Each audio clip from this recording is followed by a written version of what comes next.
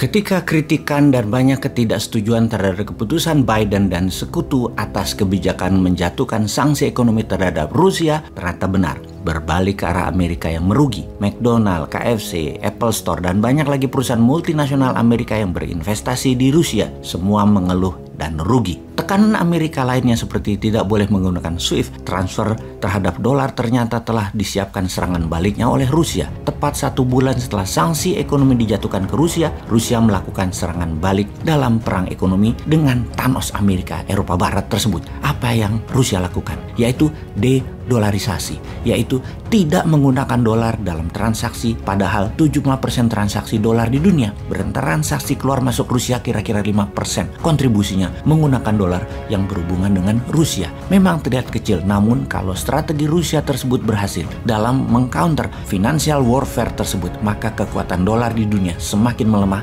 dan semakin banyak yang akan meninggalkan dolar, terutama dalam transaksi bilateral. Tiongkok sudah berhasil menekan negara jajahan ekonominya untuk menggunakan yuan. Begitu juga Rusia saat ini. Sejak 28 Maret 2022, Rusia memutuskan untuk mematok atau mempeg mata uang mereka ke emas. 5.000 rubel atau sekitar 52 dolar sama dengan 1 gram emas. Apa yang dilakukan Rusia sama dengan apa yang dilakukan Amerika di zaman emas akhir abad 19 yang mematok atau mempeg US dollar 21 dolar ke 1 gram emas. Kemudian di tahun 1930 selepas resesi, agar bisa memprinting money dalam Green New Deal-nya FDR, Franklin Delano Roosevelt, menjadikan US dollar 35 per gram emasnya. Keputusan pembayaran gas Rusia dan minyak Rusia menggunakan rubel atau emas membuat Uni Eropa tidak punya pilihan. Negara Uni Eropa atau EU harus pilih salah satu kalau mau beli minyak dan gas Rusia. Bayar pakai rubel atau bayar setara nilai emas. Sebuah langkah cerdas dari Rusia. Ancaman dari Rusia jika tidak membayar pakai rubel atau emas, maka saluran gas dan minyak akan ditutup, dimatikan. Eropa pasti mati lampunya. Eropa kolaps dan jutaan lapangan kerja hilang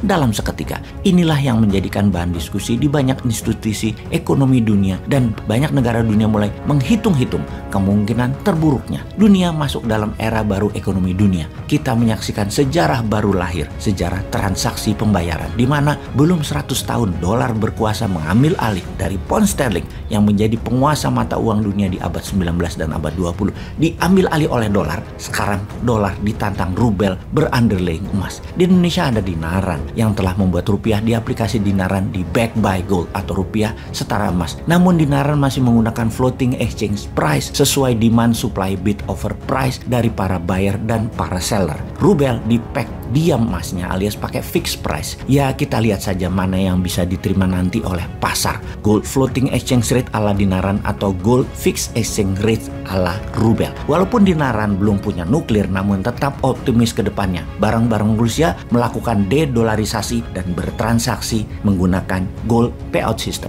Kembali ke Rusia. Bank Sentral Rusia telah secara resmi mengumumkan bahwa tanggal 28 Maret 2022 mata uang rubel Rusia terikat pada emas. Tarifnya 5.000 rubel per gram emas batangan. 1 troy ounce senilai 32 gram emas. 32 gram emas dikalikan 5.000 rubel adalah setara 160.000 rubel. Jadi 1 troy ounce emas dalam hitungan rubel setara 1.600 dolar, bukan 1.928 per ounce per troy ounce dalam menggunakan dolar dalam transaksi emas. Secara nyata, Rusia baru saja menghapus sekitar 20%-an dari nilai dolar terhadap emas di seluruh dunia. Walau hal itu mungkin berefek 5%-an ketika dikonversikan ke emas tersebut, namun itu cukup mempengaruhi dolar. Apakah strategi ini akan diikuti banyak negara dan masyarakat dunia yang akan membuang dolarnya? Kita melihat 3 orang yang membuang dolar seperti Saddam Hussein, kemudian Gaddafi dengan emasnya, kemudian Bashir al-Assad pakai rubel membuang dolar. Ketiganya negara tersebut dihancurkan oleh Amerika, dan Assad saat ini menjadi orang terkucil negaranya, yaitu Suriah. Kita melihat bagaimana nasib Putin selanjutnya.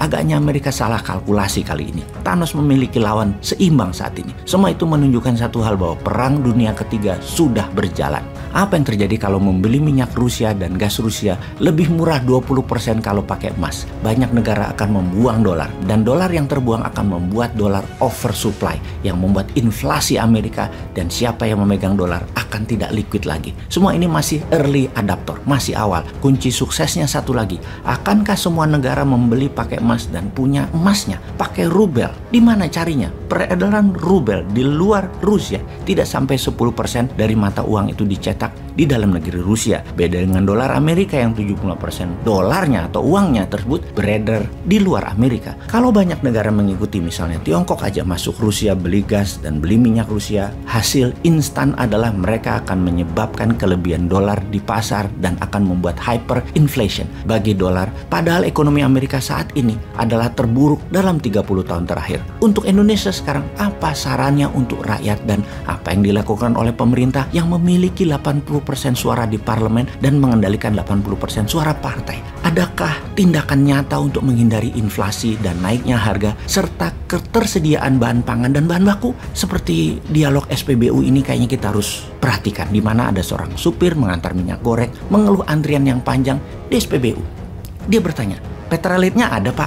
Kosong mas, sedang dalam perjalanan. Kemudian dia tanya lagi, jalan pakai apa? Ya truk lah. Kok nggak datang-datang? Truknya sedang antri solar mas. Lah, petugas yang jual solar kemana? Lagi antri makan di warung sebelah. Lah kok lama banget antri makannya? Emang tukang warungnya kemana? Lagi nunggu minyak goreng mas buat goreng tempe. Nunggu di mana? Nungguin sampean mas yang antri minyak goreng dari pagi ngantri Petralite. Anjrit, muter-muter terus dah sampai 3 periode.